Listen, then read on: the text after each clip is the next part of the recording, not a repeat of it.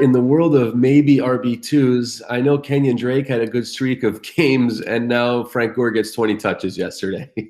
And Drake had like 3 carries and 4 receptions. So, I mean, Kenyan Drake has to be the most frustrating player to own just based on his expectation this year. Yeah, I'll say that I kind of wish I didn't stump so hard for him in the preseason. And it's funny, I stumped that hard for him, but he's one of the few players I was that high on that I don't have anywhere.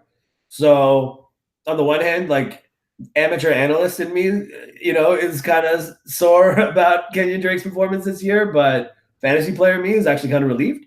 But it's frustrating, man. I don't know. And like, I feel like the only way you're happy, the only way you can survive like being a Kenyan Drake owner is if you happen to have 3 decent running backs, There's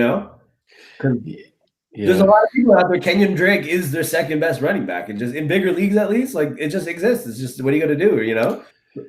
It's because he had 3 carries, 9 yards, and I'm wondering because I know that Frank Gore passed Barry Sanders yesterday. I believe he passed Barry Sanders for more career rushing yards.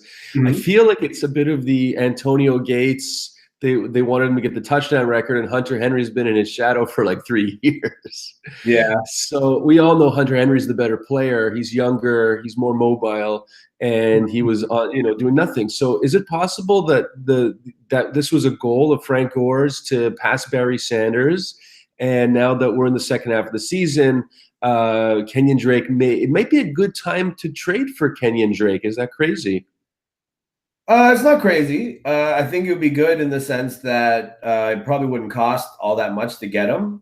So you can sort of, you make a trade that's kind of 2 teams moving deck chairs, but you end up with Kenyan Drake, and it's better than having Tyler Lockett or whoever. You know what I mean? Like you know what I mean? Like as far as guys on your bench who could all of a sudden be starters, I think that. You might be right. I thought at the beginning of the season, I didn't think Miami thought they would be competitive. I thought Frank Gore, all due respect to Frank Gore, who can still play, who I thought could still play to some degree, but I thought that this was a move to sell tickets in Miami. I thought it was just bringing a local guy home, a 1-year victory lap for Gore. But lo and behold, they're winning. They're second place in the East. They're in the playoff hunt. And it's kind of because they've gotten some steady play out of Frank Gore, Yeah. Frank Gore getting 3.5 yards a carry or whatever has been more impactful to them, I think, than, Kenyan Drake maybe breaking off a 30-40-yard touchdown, And I don't think Miami can stay competitive all year. I think they'll tail off at some point, and I think that when they do, maybe that's when the Frank Gore madness will slow down a little bit. Yeah, I guess that also might be if I feel like Kenyan Drake. The worse Miami is, the better Kenyan Drake will be, because it's like he's a garbage time player. Has Frank Gore? I don't know if he's fumbled this year. I don't have that stat in front of me, but I know Drake fumbled once in overtime, and I think he had another fumble. And I know Aaron Jones fumbled last night, and they brought the pace car back in to slow things down. But these he can't go. He can't get away from it. Okay. Well, one guy got wiggle. That's not enough to just saying the guy's got wiggle, and because you have him on your fantasy team, that is not a reason why Mike McCarthy should do what you want him. I know Jones looked good, man. He looked very good yesterday. In the first half. I understand he probably cost them the game or a chance to win the game, but man, I don't know if they're winning. They're going to win games with Jamal Williams. So. Yeah, but right now they got to try not to lose them, right? Yeah. I'm not advocating for anyone over the other. I'm just saying, again, this is another just irrational fantasy player talk. It's like Mike McCarthy knows how well Aaron Jones can run the ball. Mike McCarthy knows he needs that, but he knows more than you how important it is that Aaron Jones holds on to the ball. He knows more than you how much he's afraid of Aaron Jones fumbling or not being able to block. You know what I mean? Like Jamal Williams, what he does well is important. and that affects fantasy scores. I'm sorry, but we're the one playing a game based on them doing their job. They're not doing their job for us. So relax. And also, if you want to win at fantasy, stop insisting something be true. Yeah. Like that's the other part. It's like it's wishful thinking. It's literally wishful thinking. Don't try to win your fantasy league on wishful thinking. Like, yeah, it's hard, man. You got to be dispassionate. The idea is to pick a lineup and have it be right, not like pick a lineup and hope. You know what I mean? Like, I want this to be the right lineup. No, pick the lineup that you think will be right. Come on, guys.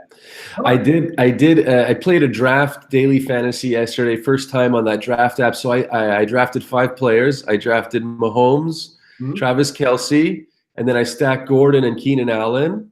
And those guys all went off. And my 5th player was Kenyan Drake. I still finished second in that contest. Nice. But I guess so. From going from guys who aren't playing enough, I wanted to get your opinion on Christian McCaffrey because he's getting a lot of touches. He had 22 touches yesterday, and I'm a little concerned that he's going to get hurt or he's going to break down a little bit. Would you be worried at all about McCaffrey? That's always a concern. I mean, he's a great player, and he does well with the touches that he gets, both because there are games where he's just effective and steady and like gets chunks in every play. But like yesterday, it seemed like he was sort of bottled up, one big run, one big catch kind of thing, you know? And it's like, it's all it takes for him, you know?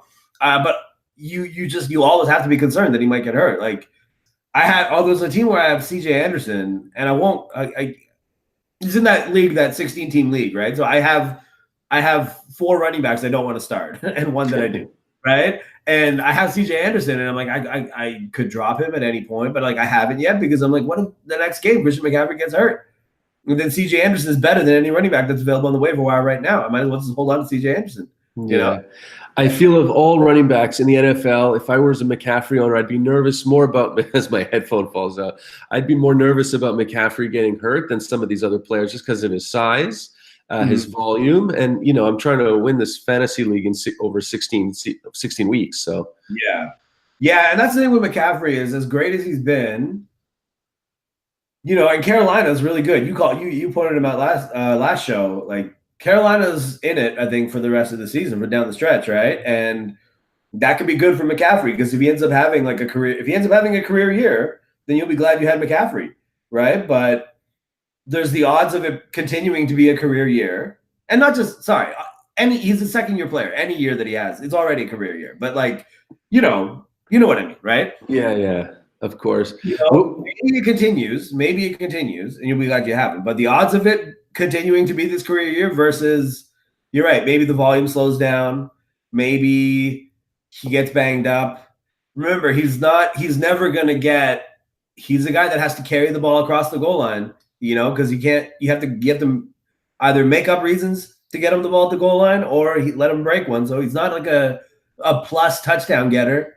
And there's always the risk that he gets hurt, Yeah. And I think McCaffrey's a sell high. I would trade him. And I would not trade him for like a David Johnson at this point. I would trade him for like maybe a Melvin Gordon, maybe a Kareem Hunt if you can get him. I don't know if you can, but like I would trade him for like a stud, Yeah. I guess I'm just saying I haven't even seen CJ Anderson in uniform this year. I feel like I've seen every team's backup. There's nothing to make me think that I should keep him except that he is another body. He's the next man up after McCaffrey gets hurt. I'm afraid he's going to get hurt. Yeah. I mean, I've seen Devontae Booker. I've seen him play. I've seen every backup running back in the league this year. I haven't seen Cameron Artis-Payne. I haven't seen CJ Anderson.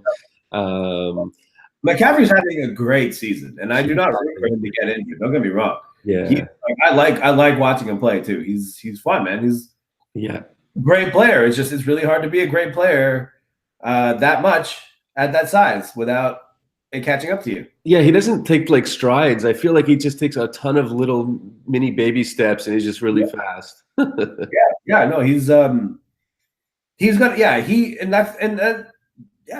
that's what maybe that's a sign of a good player is like he doesn't just do all the things that you expect. Well, he does things. He plays a position in a way that's a little bit differently than what you expect the best player like that to look like. He looks Christian McCaffrey playing football. He's not just a football player.